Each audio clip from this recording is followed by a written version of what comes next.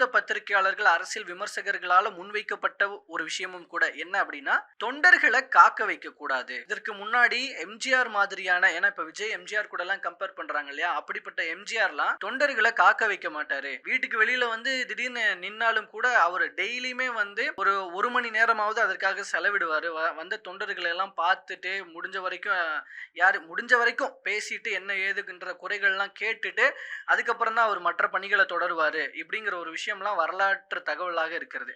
அப்போ இனிமே வந்து தொண்டர்களை காக்க வைக்க கூடாது அப்படிங்கிற ப்ராசஸ்ல அப்படிங்கிறதுல கான்சென்ட்ரேட் பண்றாங்க. ஏன்னா நான் முன்னாடியே சொன்னது போல அது ஒரு இம்பார்ட்டன்ட் ஃபேக்டர். தொண்டர்களை காக்க வைக்கிறது அப்படிங்கிறது நாளடைவுல பேக் ஃபயர் ஆகிறதுக்கான வாய்ப்பு இருக்கிறது. ஸோ அதனால இப்போ அரசியலுக்குள்ள என்ட்ரி ஆகிற விஜய் இந்த மாதிரியான விஷயங்கள்ல கான்சென்ட்ரேட் பண்ணி அதை கரெக்ட் பண்ணிக்கணும் அப்படிங்கிறதுக்காக, அதுவும் மோரோவர் இந்த கரூர் இன்சிடென்ட்க்கு அப்புறமா தொண்டர்களை காக்க வைக்க கூடாதுன்ற ப்ராசஸ்ல கவனம் செலுத்துறதன் வாயிலாகும் அதன் மூலமாகவும் பார்க்கும் பொழுது இந்த மாதிரியான நடவடிக்கைகள் ஹெலிகாப்டர்ல போறது, அங்கிருந்து அதாவது ஏரோப்ளைன்ல போயிட்டு அங்கிருந்து ஹெலிகாப்டர்ல போயிட்டு தொண்டர்களை காக்க வைக்காம சொன்ன டைமுக்கு ஒரு 1/2 அன் ஹவர் முன்னாடியே போய் பேசுறது அப்படிங்கிற ஒரு திட்டங்கள் தாவேகாக்குள்ள வகுக்கப்பட்டிருக்கு. இது எல்லாமே ஆதவ அர்ஜுனா தலைமையில நடந்துகிட்டு இருக்கு அப்படிங்கிறது தான் தற்போது வெளியாகி இருக்கிற தகவல்.